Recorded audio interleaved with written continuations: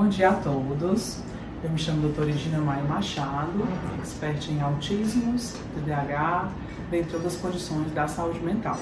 Eu vou apresentar para vocês o nosso entrevistado de hoje, do retorno do nosso programa do YouTube, que é o Dr. Valdir Silva, mais conhecido como Pilho, certo, gente? Ele é psicanalista, Master Training em PNL pela IN, hipnotista, empresário, bacharel em música com planificação em licenciatura, terapeuta holístico, mestre em Reiki, formação em constelação familiar, Enneagrama, e formação em Theta Healing e terapeuta comportamental. E o mais importante, que eu coloquei por último, mas na verdade é a primeira coisa, né?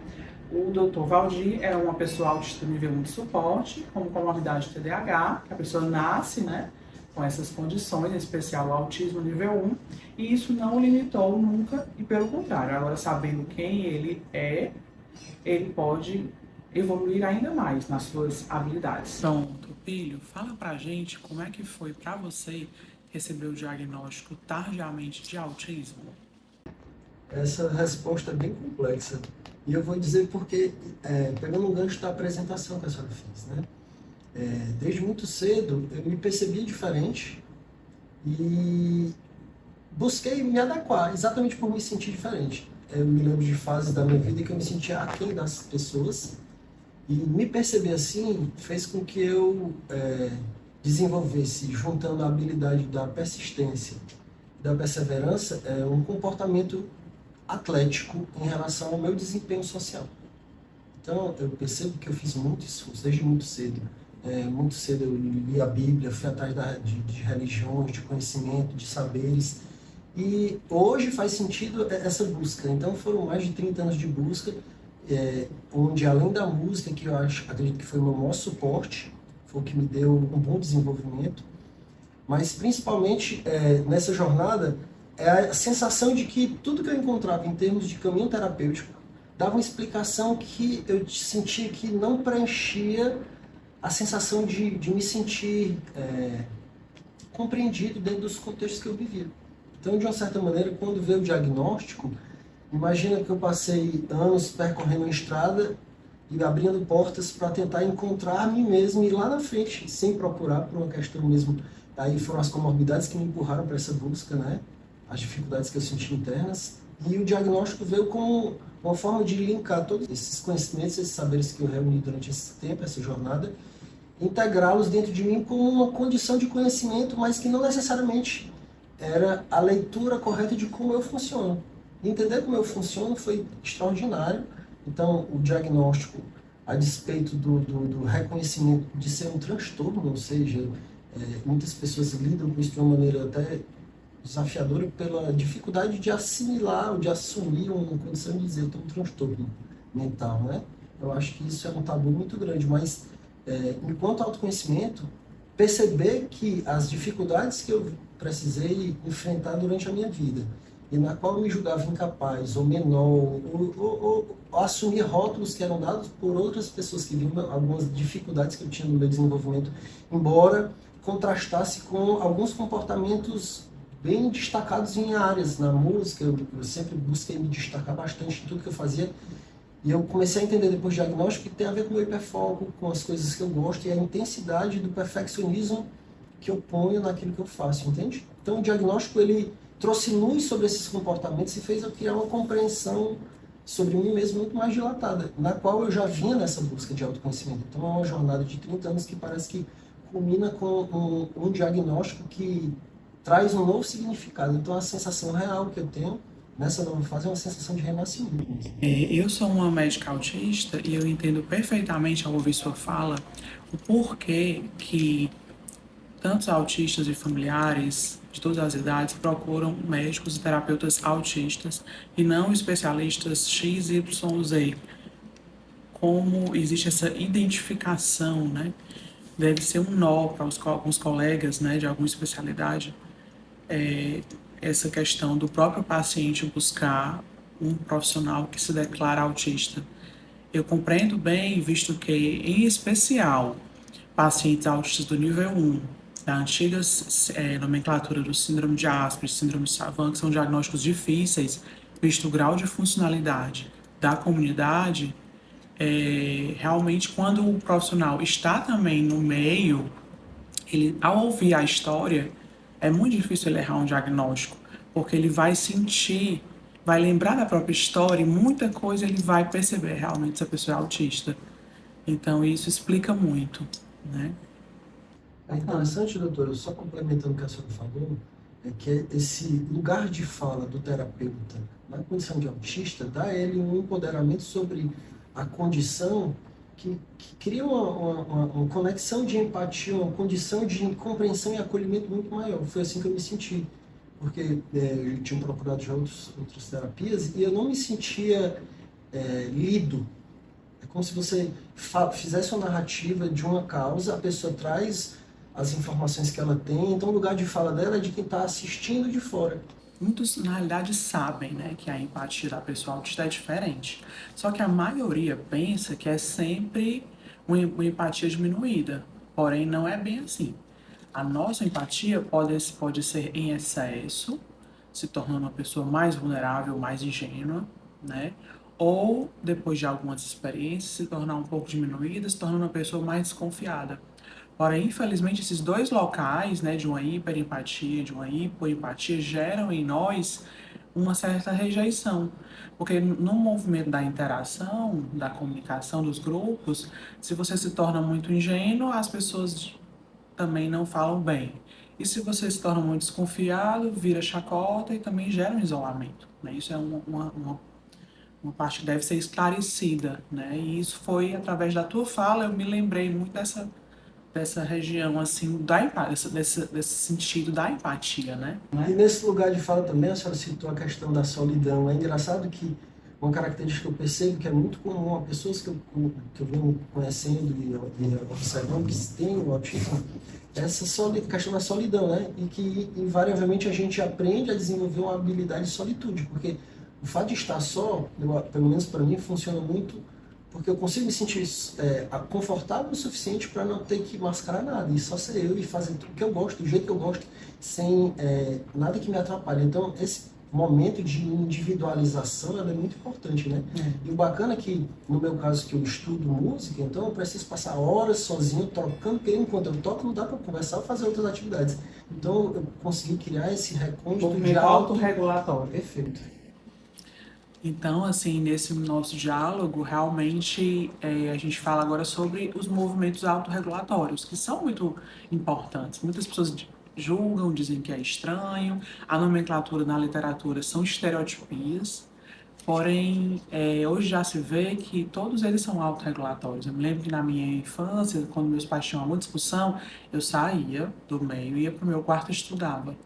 Aquilo ali era uma forma de eu me autorregular, de eu não ficar tão envolvida na questão deles dois, né? Você era a música, ficava horas ali, né, treinando a música e tudo. Já a questão tem outras pessoas que são movimentos repetitivos, crianças ou até adultos.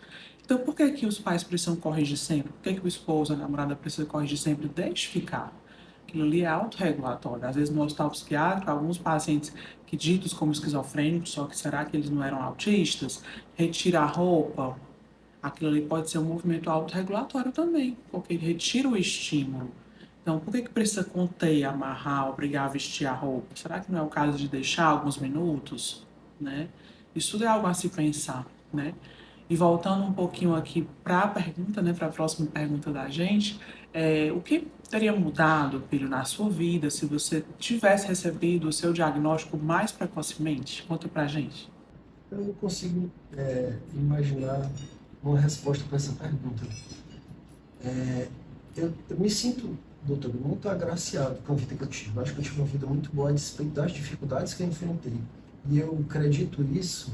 Eu vou trazer Freud aqui para a nossa conversa através da figura da minha mãe. Eu tive um lar muito acolhedor. Então, a minha mãe, que apresenta características, embora não tenha um diagnóstico, mas eu percebo que na educação da minha mãe, ela deu suporte. Ela teve a sensibilidade de perceber. Então, assim, eu percebo que eu fui validado nas escolhas. Eu fui muito diferente. Eu era muito esquisito quando criança. Hábitos, os animais que eu gostava eram animais exóticos. Eu criei aranha, eu achava as aranhas, os bichos. lidava com os animais de uma forma bem diferente. Inclusive, a minha mãe brincava me chamando de Francisco de Assis, porque quando eu criava ave, tinha um periquito lá em casa que ele falava o meu nome, ele chamava por mim, eu deitava ele, botava ele para dormir deitado na cama, das perninhas para cima, fazia cosquinha aqui na barriga e enrolava ele com o lençol. Então minha mãe ficava encantada com isso, né? Então, assim, ela percebia essas diferenças e ela respeitava e validava de uma certa forma. Então, eu percebo que o ambiente, porque hoje, entendendo um pouco mais sobre autismo, depois do diagnóstico, eu trouxe um hiperfoco para estudar mais, percebo que o autista ele é um aspecto genético, mais um fator ambiental. Então, a forma como você aprende e se desenvolve desde criança, no caso da gente que já é adulto e recebe esse diagnóstico, por exemplo, nasci em 77. Depois eu descobri que o autismo começou a ser falado em 84 lá na Europa. Ele veio para cá na década de 90, começo de 2000. Ou seja, não havia informação para que desse a percepção da mãe de olhar e perceber aquelas características e situá-las dentro do perfil do autismo, entende? Então eu sou diferente, meu filho é diferente, meu filho é diferente. E ela criou um contexto para que essa diferença não me expusesse às agruras da vida, entende? Mas será que, filho, aquela mãe que possa ser um autista que não sabe o que é, né? Tem aquela empatia com aquela criança exatamente por isso, né? Será que aquela criança se dá super bem com aquele avô esquisitão e tudo porque ele possa ser um autista? Existe essa empatia, né? Com certeza. Eu me lembro que eu, quando adolescente, ia para casa do meu avô, dia de domingo, e era aquela algazarra, porque eram muitos, meu pai, são 10 irmãos, então era muito primo, era gente, e um som alto, bagunça, e a casa do meu avô era tipo um sítio, e aí eu ia, lá no fundo eu estacionava os carros, eu levava o violão dentro do carro, aí dizia, mãe, eu tô precisando estudar, aí eu saí da muvuca, eu ficava dentro do carro, no quintal da casa, tocando violão fora dali. E para mim, na realidade, eu não entendia o diagnóstico, então... Era normal. Era a minha prioridade, era tocar, eu preciso, gente, eu tô precisando estudar, então eu me trancava no carro e ficava tocando violão. Já vi. Então, assim, eu acho que eu não sei o que mudaria com o diagnóstico. Talvez eu tivesse me cobrado menos. E assim, em relação à autoestima, será que receber o diagnóstico precocemente não teria melhorado a sua autoestima?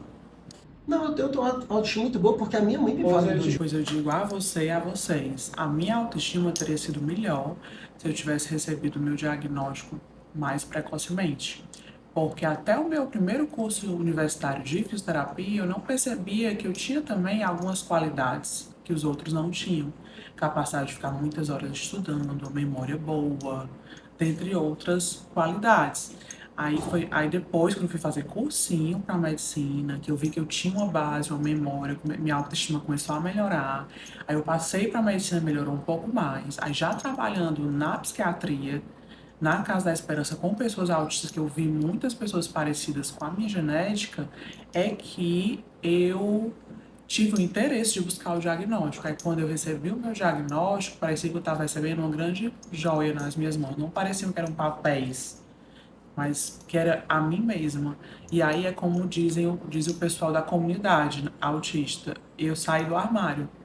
Hoje eu já sou feliz do meu jeito atípico de ser, assim como meu casamento melhorou e tantas questões profissionais também. Eu, a despeito das dificuldades de fora da vida, de sofrer bullying, eu sempre fui muito magro, então, mas eu tinha a inteligência de criar associações sempre com pessoas mais inteligentes ou mais fortes, então, eu acredito que essa habilidade de poder permear mais facilmente entre os neurotípicos se deu pelo esse suporte que eu tive. E eu não falo de suporte necessariamente sobre as atividades enquanto dificuldade das minhas disfunções executivas. Eu falo do acolhimento amoroso. Eu tenho uma mãe amorosa mesmo, que olha e diz que ama, que abraça, então eu recebi muito amor.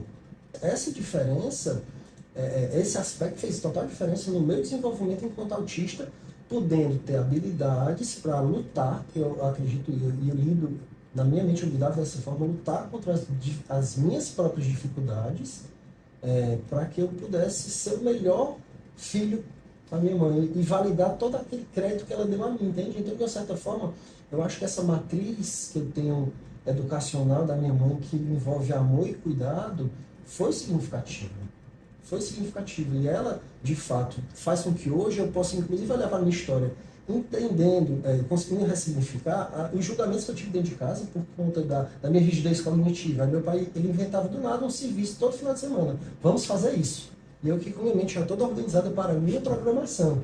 Quando ele dizia, eu fazia um chororô, era uma resenha. E ele sempre brincava com isso. Ah, Maria, para a gente marcar alguma coisa contigo, tem que falar no mínimo 3 dias de antecedência. E eu sentia que era isso. No entanto, para a cabeça dos outros, e como eu acabava acreditando é que eu era procrastinador, era preguiçoso, alguma coisa assim. Então, eu penso que esses julgamentos, que podem de uma certa forma reverberar como um certo rancor, para quem não consegue lidar com isso, para mim é muito tranquilo. Eu entendo que as pessoas não sabiam da minha condição, então não tem como exigir ou esperar que agissem diferente do que fizeram. Porque, de fato, eles só mostravam que o meu comportamento não era igual ao neurotípico. Então, isso me deu sempre uma referência de como eu deveria ser. Eu me esforcei pra caramba. Então, eu acredito, inclusive, quero agradecer aqui publicamente a senhora pela sensibilidade, porque eu acredito, mesmo eu tendo uma certeza, antes do diagnóstico que eu era, que quando eu comecei a ver, me identificar, não foi uma identificaçãozinha, foi uma super identificação de, cara, não pode, é isso. Então, a sensibilidade de perceber, e eu acredito na dificuldade do meu diagnóstico, porque eu até brinco usando uma frase que certa vez eu li, eu sou autista demais para me sentir neurotípico e neurotípico demais para ser autista. Por quê? Porque eu me esforcei e me empenhei absurdamente para ser o melhor neurotípico possível em desempenho profissional, desempenho pessoal, desempenho social. A custo de cansaço. De muito esforço, muito. Eu brinco dizendo que eu fui um atleta do desenvolvimento humano, um atleta. Sim. Hoje, com 46 anos e um corpo físico de atleta, porque eu treino e tenho performance há mais de 20 anos em academia, esse mesmo esforço físico que eu tenho, ele é um reflexo do esforço interno para ser o melhor neurotípico possível. Então, isso é um exemplo, sabe, gente, para você que é autista, adulto, ou adolescente, que recebeu o diagnóstico precocemente, para não se entregar, né, às nossas limitações com luz, com barulho. A gente vai devagarzinho, usa o repouso médico, bota um óculos escuro de vez em quando, um fone de ouvido, mas não desistam. Não desistam dos seus sonhos. Vocês viram que eu gaguejei aqui, eu tenho um pouquinho de tartamudez, que é essa gagueirinha. Mas eu vou deixar de comunicar, de chegar nas pessoas longínquas, que não têm um médico, não têm um conhecimento, por causa disso? Não. Vão devagar e sempre. E essa questão da subjetividade que o Pili falou agora é tão importante, porque na minha casa também somos 3, eu e mais 2, somos 3 filhos, com os nossos genitores, né? E eu me lembro que um dos meus genitores sempre tinha mais dificuldade de demonstrar o afeto, assim, mas eu conseguia perceber o jeito como esse genitor, ou genitora, né? Tinha essa dificuldade, ele ia logo para os animais, aí na minha cabeça, na minha subjetividade de criança, né? Eu pensava assim, essa pessoa tem timidez, então ela demonstra com o cachorrinho, com o papagaio, mas ela quer dizer para mim. Já os meus irmãos ficavam um pouco tristes, poxa, só a outra ou o outro que consegue demonstrar. Da subjetividade da criança é única. A mesma situação que os 3 vivem, né? Só que cada um interpreta de um jeito. Então o Pedro se pegava aqui naquele afeto maternal, né? É importante a gente desenvolver, os terapeutas desenvolverem isso nas crianças que estão chegando, nos adolescentes, pré-adolescentes, e nos adultos também, de reelaborar o jeito como você pode se sentir amado, do jeito que a pessoa consegue lhe amar. Entendeu? Pode ser, nós podemos ter genitores já idosos, que já desenvolveram rigidez 3 vezes maior que a nossa, 5 vezes maior que a nossa, transtornos de personalidades difíceis. Mas por que a gente não pode olhar o que ele consegue fazer, o que ela consegue fazer, aquela idosa, aquele idoso, que seja nosso pai, nossa mãe? Por que nós não podemos perdoar esse idoso lá atrás, que ele não sabia que era um autista, que você também era um autista, que você pode... Poxa, quantos adultos eu já ouvi aqui nesses consultórios falando, doutora, depois que eu me descobri autista, eu passei a entender mais a minha velha e o meu velho. A perdoar mais, sabe? Não é época de desistir deles nessa idade, gente. Então vamos agora para uma nova dúvida que não quer calar, né? Nos corações dos adultos e idosos autistas que estão chegando para a gente. A gente também atende as crianças, mas existe uma missão aí que a espiritualidade está trazendo, né? Qual a questão sensorial que mais te incomoda no teu dia a dia de adulto e profissional autista? Depois do diagnóstico, eu percebi quanta sensibilidade eu tenho. Na realidade, eu também percebi e descobri isso através de algumas leituras que o autista adulto não diagnosticado, ele consegue, na fase de desenvolvimento da vida, criar uma habilidade de suprimir há algumas sensações. Por exemplo, eu percebo que a minha sensação olfativa é gigantesca. Eu tenho uma memória olfativa absurda. Às vezes eu estou pilotando moto, eu sinto um cheiro, aquilo me joga para a memória de uma forma muito poderosa. E não a memória, uma lembrança com imagem, é uma memória emocional, ela me leva a uma sensação. Mas, de alguma sorte, eu suprimi isso. Eu sinto pouquíssimo cheiro, ordinariamente. Meu nariz não é muito entupido. Eu acho que, de uma certa forma, é uma certa proteção, porque eu consigo entrar nos lugares sentindo menos odor e me incomodo menos. Porque eu tenho uma habilidade de me incomodar muito com odor e com claridade. Só que a claridade que me incomoda não é a claridade de luz. Eu consigo até ter uma tolerância boa, mas o sol não. Quando, o sol, em casa, quando está a janela aberta, eu uso óculos escuros dentro de casa. E para sair de casa sempre tem óculos escuros. Se eu não tiver óculos escuros, eu não consigo sair de casa. A claridade dói na minha vista. E a relação da minha pele com o sol também. Eu não tenho uma boa relação com o sol. Minha mãe disse que desde criança, porque eu não recordo como era, mas eu sei que hoje, toda vez que eu vou, para todo canto que eu vou procurando uma sombra. Eu sempre corro do sol. Todo mundo que está comigo, às vezes eu estou com alguém e eu digo, ó, espere que eu vou sair correndo. Eu saio correndo e deixo todo mundo e vou na frente porque eu vou fugir do sol. Então, assim, eu tenho muita sensibilidade ao sol, ao ponto de me doer na pele. Machuca. Machuca. Isso, as pessoas precisam saber, né, que isso existe, né? Um desses meus genitores sempre procurava óculos, aqueles anti-reflexos, né? Mas nada funcionava. É o óculos escuro mesmo, entendeu? E a sombra, essa proteção. Isso precisa ser sabido, conhecido pela população, né? Que haja esse respeito. Eu botei agora, porque a gente está com várias lâmpadas aqui para vocês verem a gente melhor. E quando eu estava na segunda faculdade, que era de medicina, era muito intenso a quantidade de provas semanais, de madrugadas sem dormir. O estresse deixa os nossos órgãos do sentido de todas as pessoas humanas, sejam neurotipos ou neurodiversas, mais hipersensíveis, certo, gente? Então, quando dava um certo horário, 6 da noite, às vezes ainda tinha aulas, cursos, e do meio para o fim da faculdade, eu não suportava mais ir à noite para lá sem o óculos escuro. Tinha uma brincadeira lá e tudo mais, por mais que eu sei que tem muitos autistas nesses meios acadêmicos, né, de concursos difíceis, de negócios de provas e tudo, mas só que a maioria de nós, né, desse público que está chegando para a gente aqui no Espaço Aspas do Bem, prefere morrer do que mostrar o que dói. Chega em casa, se entrega no remédio, mas não bota o óculos escuro, não bota o fone, né? Com medo do julgamento, de perder o concurso, de ser jubilado, né, na faculdade, essa coisa toda. Então, isso é uma verdade. Realmente, os geneticistas já estão aparecendo aí no Instagram, explicando, né, que a origem embriológica do tecido que forma o sistema nervoso é a mesma que forma os órgãos do sentido. Então, se é uma pessoa com mais neurônios, com conexões diferentes, é possível que os órgãos do sentido também sejam diferentes, para menos ou para mais. Também tem os super-heróis dentro do autismo, que aguentam muita luz, muito calor, muito frio, que ficam na Europa com blusas assim, que não sentem dor. Existe. Para poder essa pessoa realmente ser sobrecarregada sensorialmente, tem que se expor muito, né? Existe, então é até perigoso às vezes. Mas isso é uma realidade que a gente precisa divulgar. Que as pessoas precisam respeitar. Realmente é uma deficiência oculta. Aqui não tem cura. É importante que haja esse respeito, né? De fechar uma porta para um médico autista atender, de ligar um ar-condicionado, uma ventilação, uma sombra, porque aquilo ali vai gerar uma sobrecarga, um cansaço tão enorme que só sabe quem vive, né? De eu, doutor Regina, já ter que ter aquele período de pandemia, de ter que fazer laudo para os autistas poderem receber a vacina antes. Eu já cheguei a passar tão mal que eu precisava tirar toda a roupa, deitar no chão. Meu intestino funcionou de forma errônea, de eu vomitar e defecar ao mesmo tempo. Aquilo ali é uma sobrecarga sensorial muito grande. Dá um colapso. Que para quem é um médico super-herói, que dá não sei quantos milhares de plantões, opera não sei quantas horas, porque possa ser até um autista mesmo super hipossensível, ver aquela outra que é hipersensível, essa criatura já está passando mal porque fez esses laudos nesse dia, essa quantidade de laudos nesse dia. Mas é uma deficiência.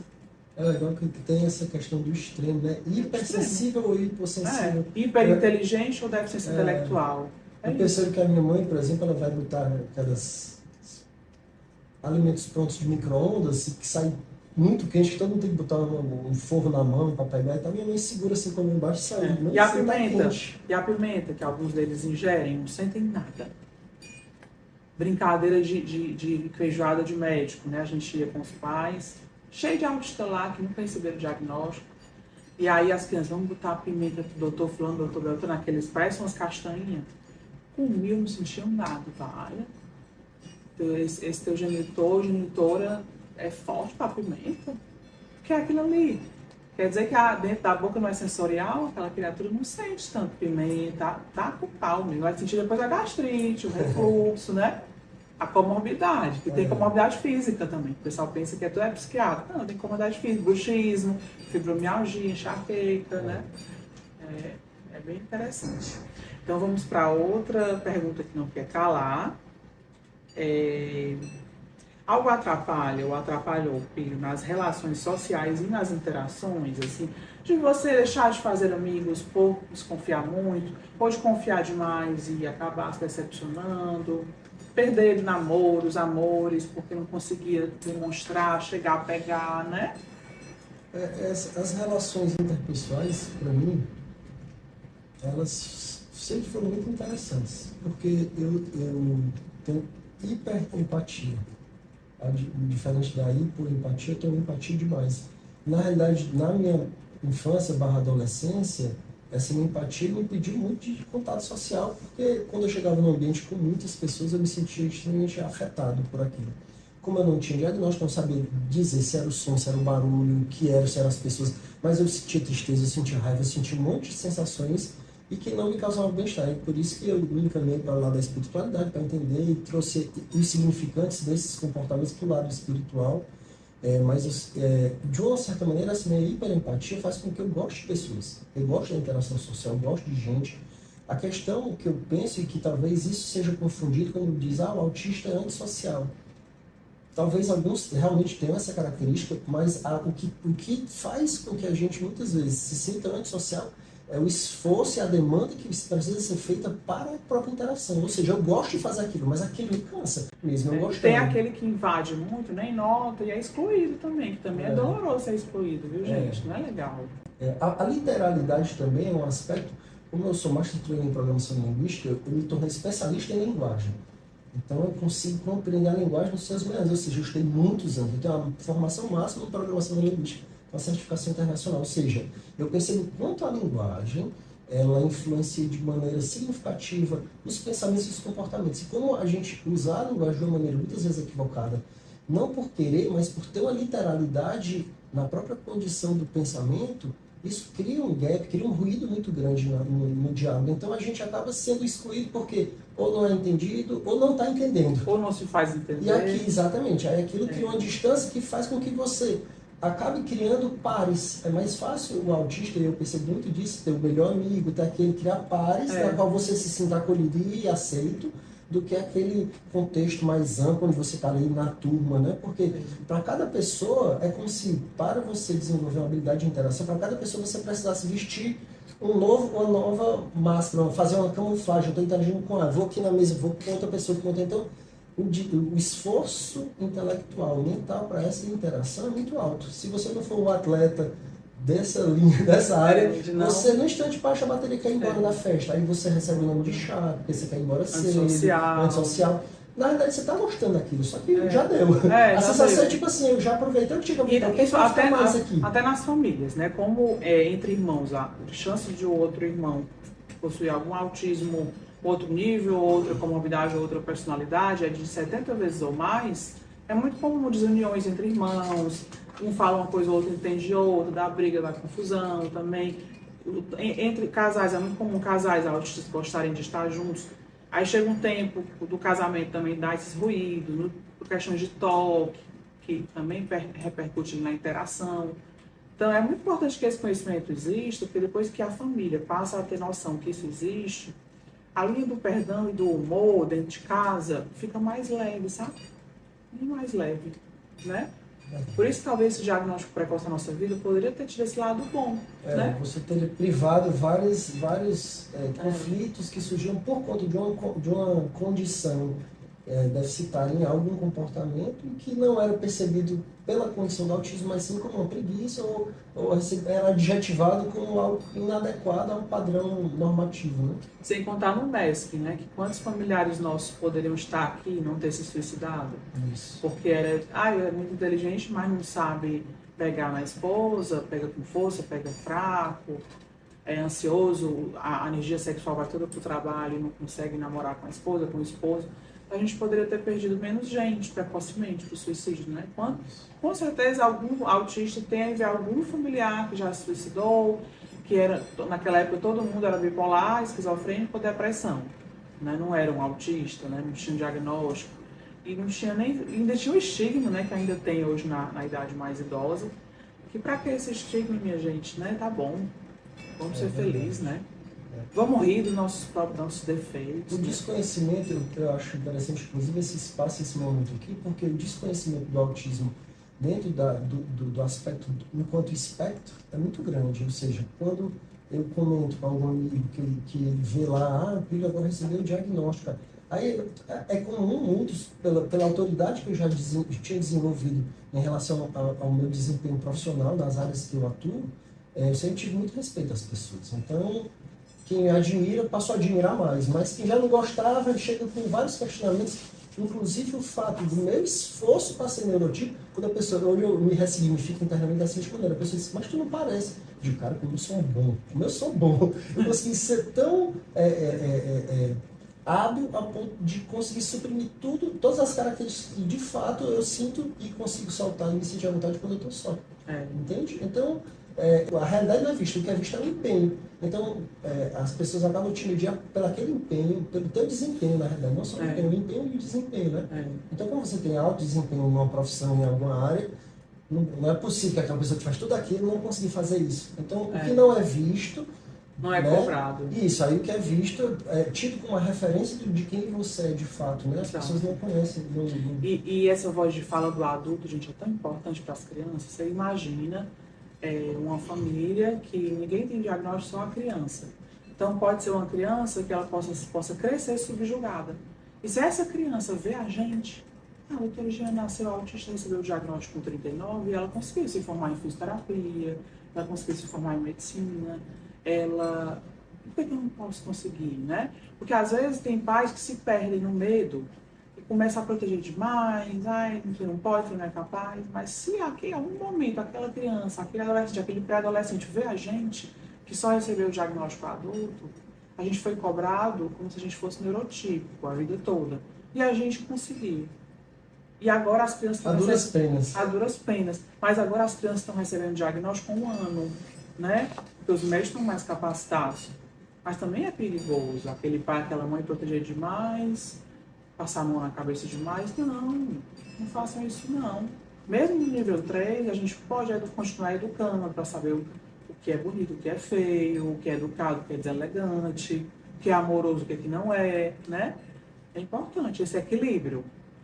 Nem puxar demais, como se fosse uma pessoa igual a todo mundo, e nem, não faz nada que não consegue. O que é isso, né? No quesito empatia, você possui super ingenuidade ou super desconfiança para com os outros, e até já falou um pouco sobre isso, né? Isso, porventura, gera isolamento, ou gerou muita decepção pela super empatia, né? Todo mundo é bom, né? Isso aí eu tenho experiência. É engraçado que depois do diagnóstico, eu costumava dizer, antes do diagnóstico, eu tinha pouca memória da minha infância, pouca memória da adolescência, do passado. Na verdade, eu visito pouco o passado mais distante, né?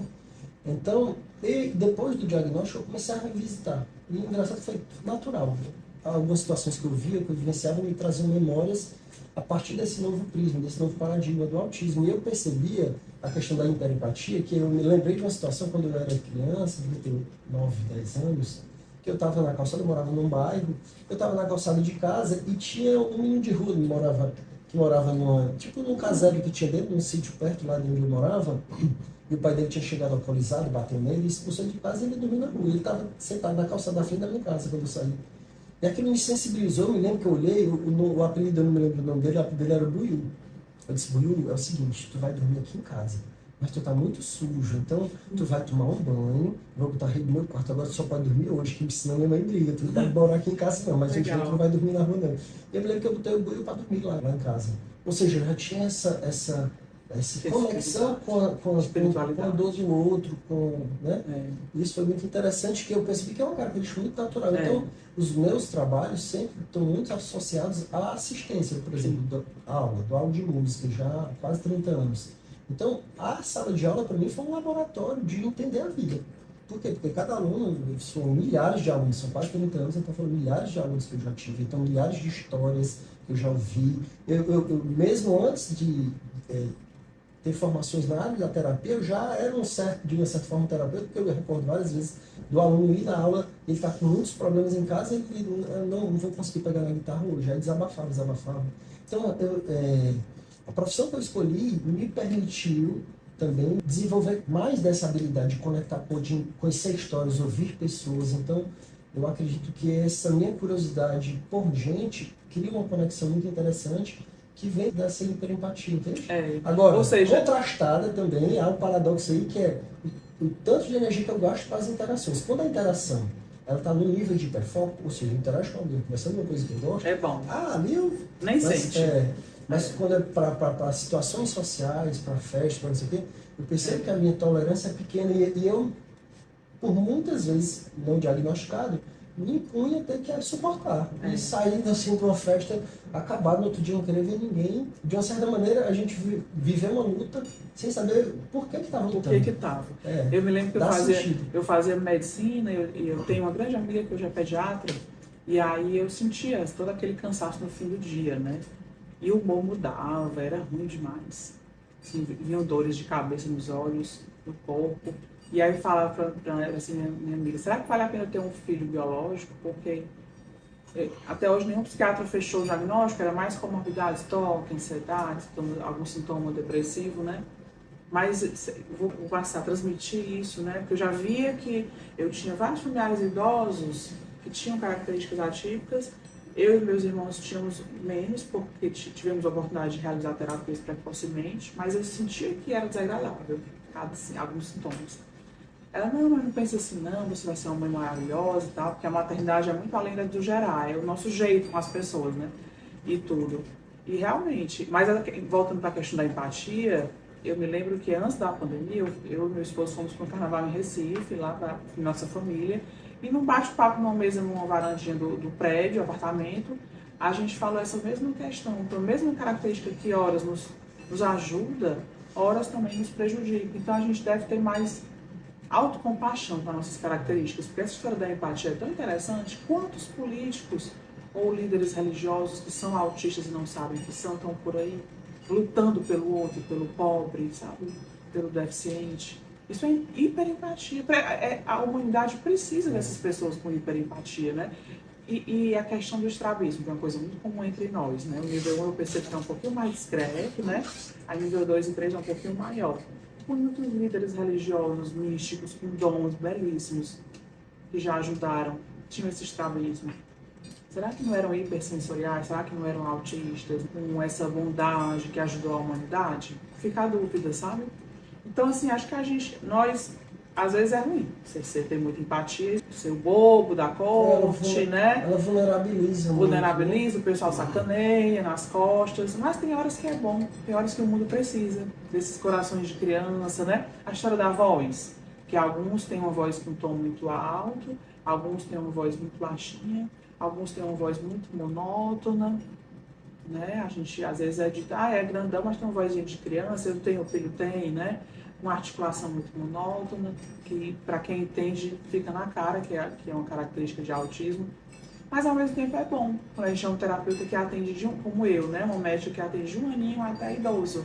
Porque, de certa forma, eu me faço igual, às vezes, à criança, ao pré-adolescente. Sintonizar naquele eu sintonizo nível, né? no nível dele. E aí, às vezes, uma criança que não fala nada pro fone, não fala nada pra mãe, entra na sala e fala: doutora, eu quero me matar. Com 5 anos. E se eu não souber que a criança quer se matar, como é que eu vou tratar? Vou ficar só com o negócio do óleo para respirar, da massagem, da fone? Eu tenho que medicar, salvar aquela vida, né? Então, assim, o movimento, eu acho que o movimento é esse mesmo, sabe? Essa característica, essa hora é ruim mesmo, então. Essa hora é boa, né? Sobre o lance da empatia, né?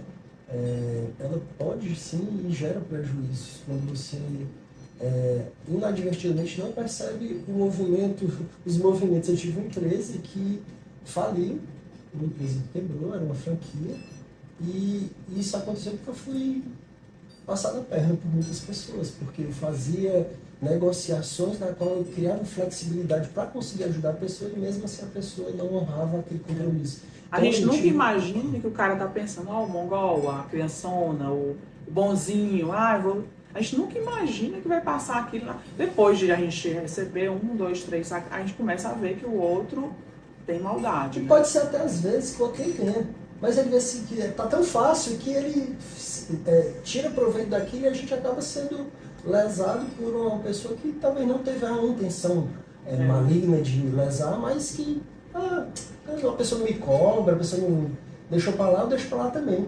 Se ele que tá, eu estou devendo a ele que está interessado no dinheiro, não vem atrás, então e nessa coisa que muitas vezes a gente está aqui como médico, como psicólogos, aplicando os testes, que a gente começa a ver por que um amigo traz o outro. Vamos lá, vamos raciocinar aqui. Além do livro, mas pela vida. Um autista mais ingênuo, mas ele tem uma inteligência ali igual ao outro, que é o desconfiadão. Eles têm as piadas dele. Mas se eles são amigos, o que é desconfiado vai fazer questão de proteger o ingênuo. Tu tá entendendo?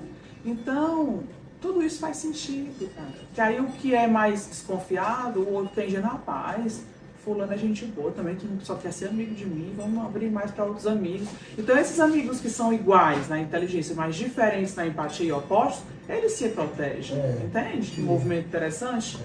Agora vamos para outro quesito super bacana, que é sobre a solidão. Assim, é bacana no sentido investigativo, mas não no sentido de senti-la, né? Porque a solidão realmente... Mas o que você acha, Pedro? Você acha que a solidão machuca mesmo sendo autista? Ou você acha que o autista não precisa de nenhum amigo para ser feliz? Isso é até um diagnóstico diferencial. O ser humano, de uma forma geral, ele é resultante muito do meio, né? O que a gente traz como experiência de vida, o que a gente traz como leitura, a lente que a gente põe para olhar a vida e criar significado, surge a partir do outro, não a partir de mim.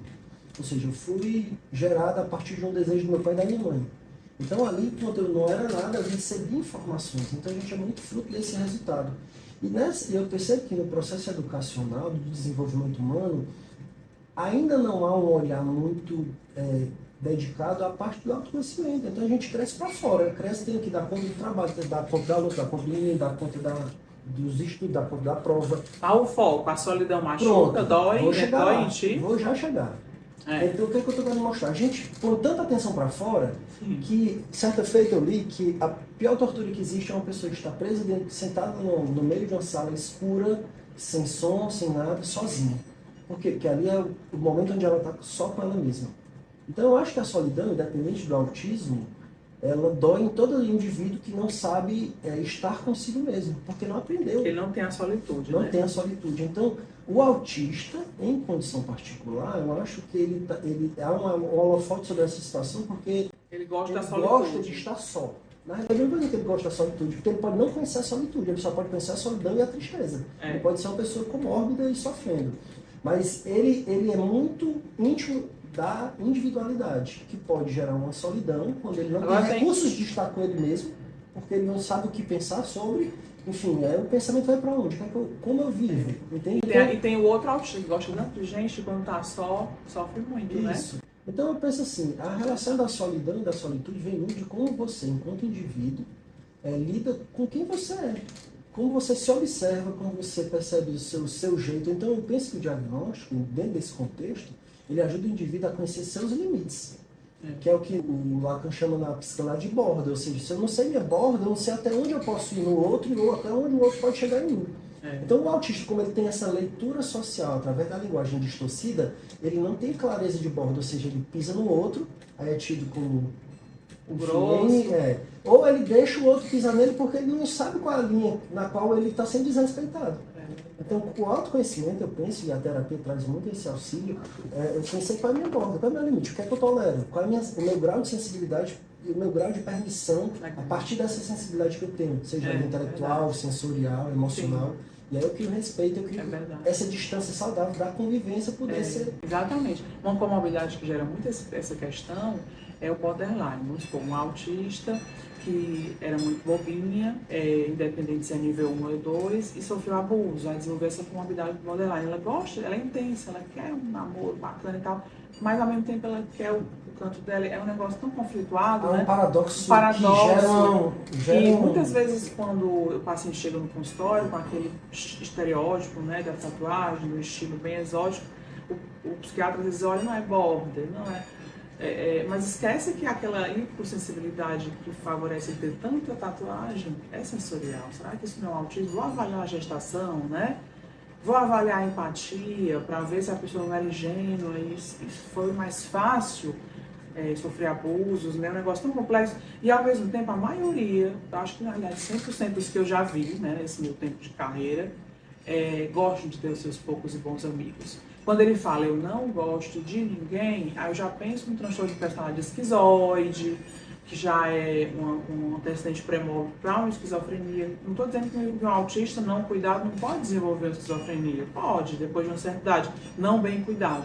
Mas, em geral, 100% dos que eu já ouvi, na minha experiência, falam, eu gosto. Os meus poucos e bons, tá ótimo. Minha mãe, minha esposa, aí tem que ter, né? Ou então aquele grupo de mulheres ali. A gente gosta. Não é porque a gente gosta da nossa solitude que a gente não gosta daqueles poucos e bons. Eles são especiais, são queridos. E uma característica do autista é que quando ele gosta de verdade. Ele gosta de verdade.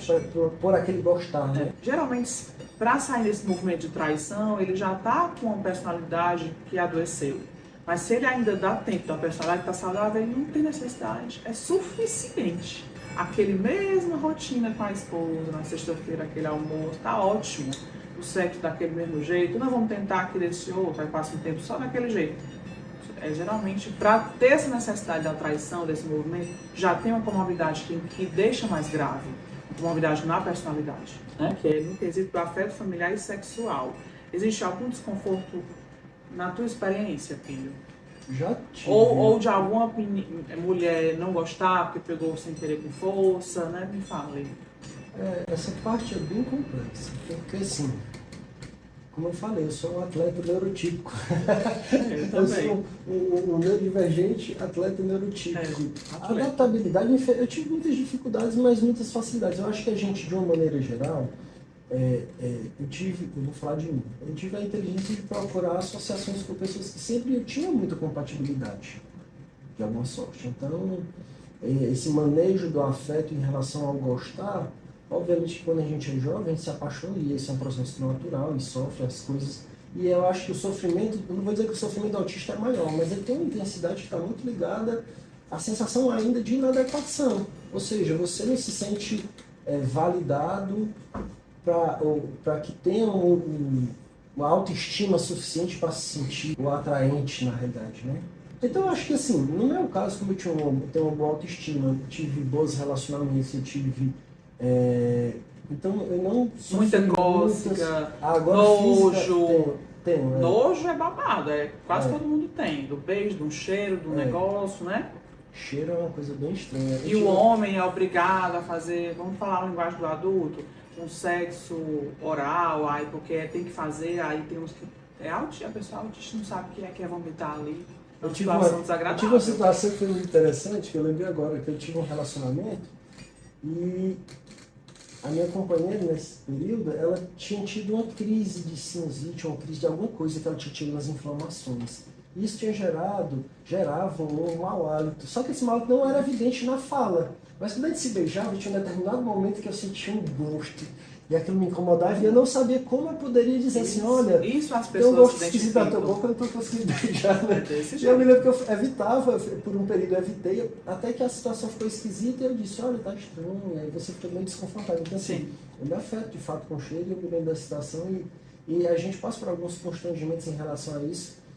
E sim, eu tive afetações por conta da comorbidade de TDAH, que me gerou ansiedade. Então, durante um período que eu estava passando por muitas dificuldades, por fim de relacionamento, perda de emprego, então eu passei por um período... Às vezes gera uma ejaculação precoce ou tardia, né? Porque o que acontece? A relação com o sexo se torna uma relação não sadia. Então, quando você pensa, ou idealiza, ou deseja, aquilo ali te gera inquietações que faz com que o teu funcionamento normal e a tua troca relacional seja completamente afetado. Eu não vivi isso. E nós que lidamos muito com pacientes adultos, né, e a família inteira, e vamos lidar ainda mais pela missão que vai vir, nós temos que tocar nesse assunto. Porque muitos autistas adultos estão separados, estão sozinhos, né, estão envelhecendo sozinhos. E no meio masculino, eu vejo muita delicadeza nisso, porque a gente ainda vem herdeiro de uma cultura machista. Foi um dia desse, poucos anos atrás, poucas décadas, né? Então, o tabu de falar, do homem falar sobre impotência sexual, sobre a dificuldade de ter qualidade nas relações sexuais, entendeu? Por quê? Porque a dificuldade de assumir que fracassou, entende? Então, há muito tabu no ambiente masculino sobre de pedir ajuda, né? Nós, no nosso time, nós temos a equipe terapêutica da fisioterapia. O casal vem, por exemplo, a doutora vai fazer toda a palpação e vai perceber as regiões hipo, hiper, ensinar para o cônjuge. Isso salva o casamento, né, gente? A comunicação não verbal, o toque é muito importante. E aqui eu vou contar a minha experiência, quesito sexualidade e religiosidade, né? Eu e meu esposo muito religiosos, desde grupo de jovens, né? E aí, no caso, eu casei virgem e eu nem sabia que era autista, super hipersensível, nunca gostei de abraço de pai e mãe, me sentia sufocada, muita cócega, então dei muito trabalho com meu marido. E ele muito hipossensível, a ponto de aguentar muito frio, não sentir dor. Então imagine essa dificuldade. No quesito assim, da gente idealizar uma família feliz no mundo da religiosidade, nos ajudou a ter resiliência. Até o ponto que a gente foi melhorando, né? Em contrapartida, o mundo da religião ainda precisa de muito da nossa ajuda. Terapeutas e de autistas que sabem falar para ajudar. Porque quantas vezes eu ia para aqueles retiros de jovens, sabe, filho? E tem toda uma programação, viu? Aí a gente passava, às vezes, 4 horas de manhã numa sala que não tinha uma boa ventilação, aí depois ia almoçar. Aí depois do almoço eu estava morta de cansada. E eu nem sabia que eu era autista, porque eu funciono cognitivo, essa coisa toda, né?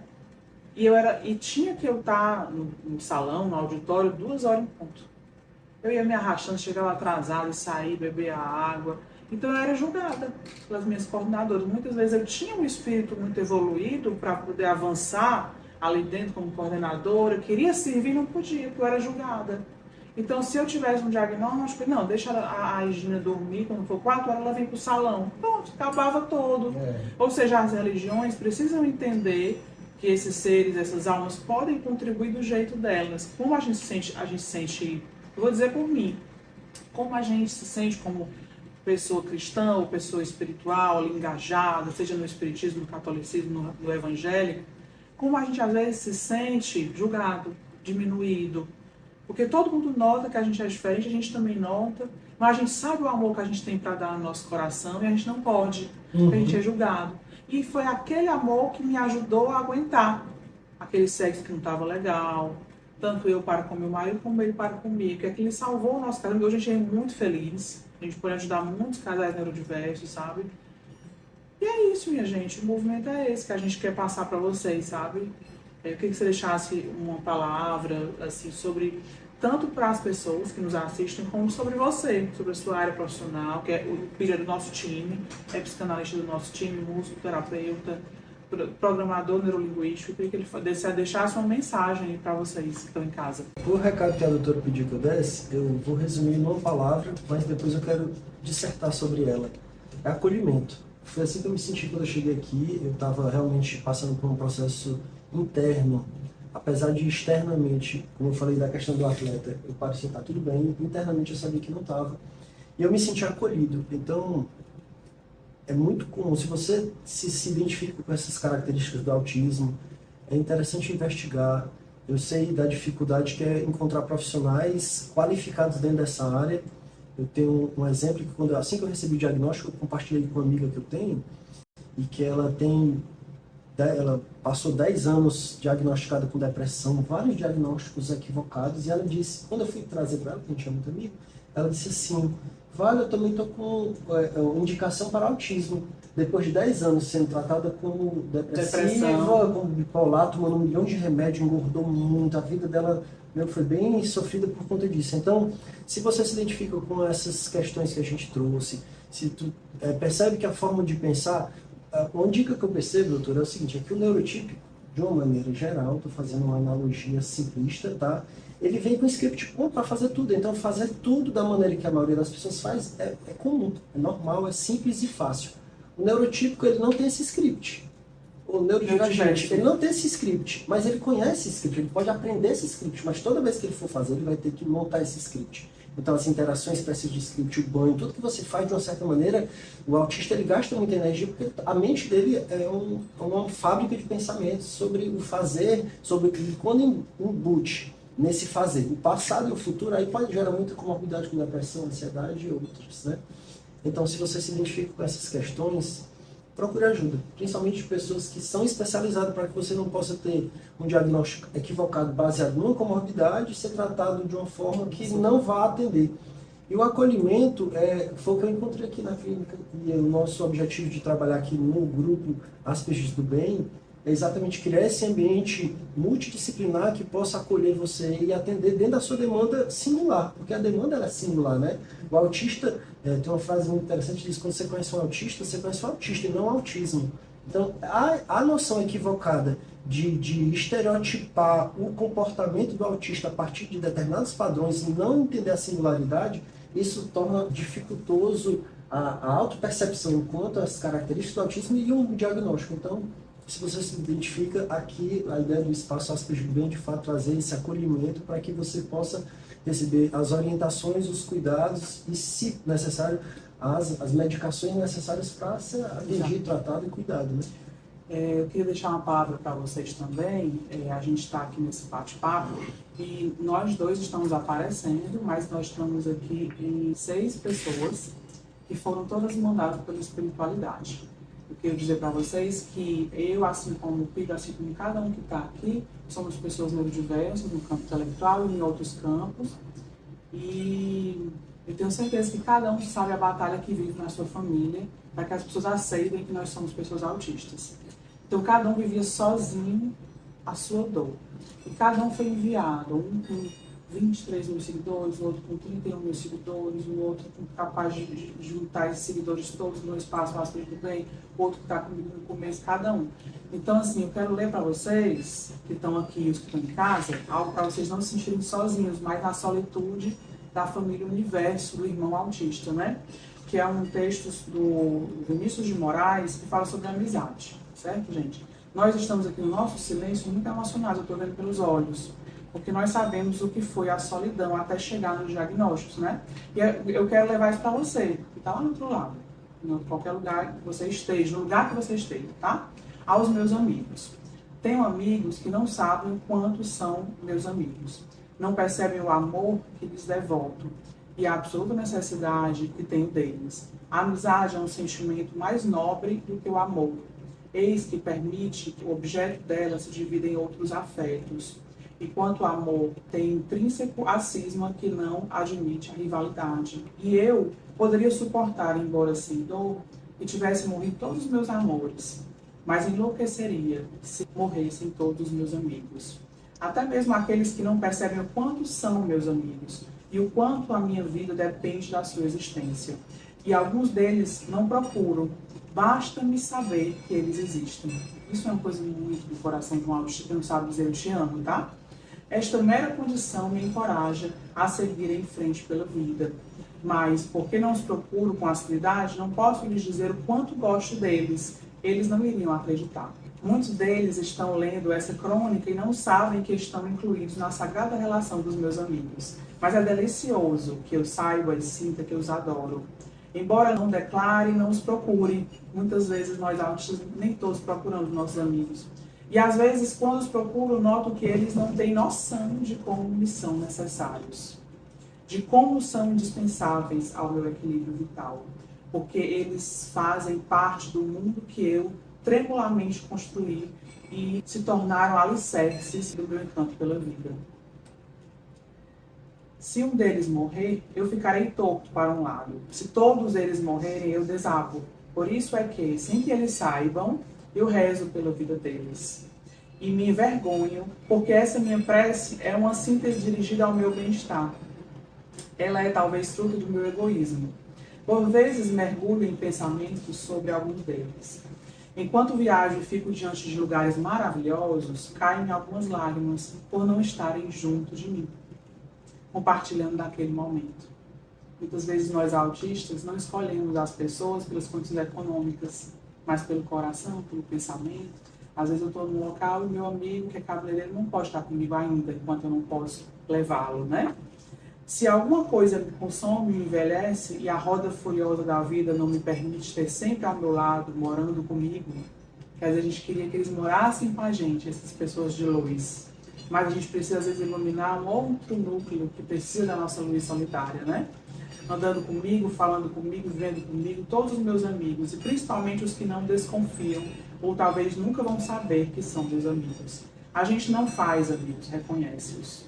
Né? Vinícius de Moraes. Eu, doutora Regina, agradeço a cada um que está chegando para o time, como terapeuta, como publicitário, como blogueiro, como músico, terapeuta, todos, porque eu estava me sentindo um pouco só nessa missão, e agora eu estou me sentindo que eu não estou só. Né? Então, estamos aqui para cuidar de você que está longe. Nosso time atende todas as especialidades online, pensando não só no nosso estado, né? Mas também quem precisar da gente, viu? Deus abençoe a todos, juntos na missão. Tchau!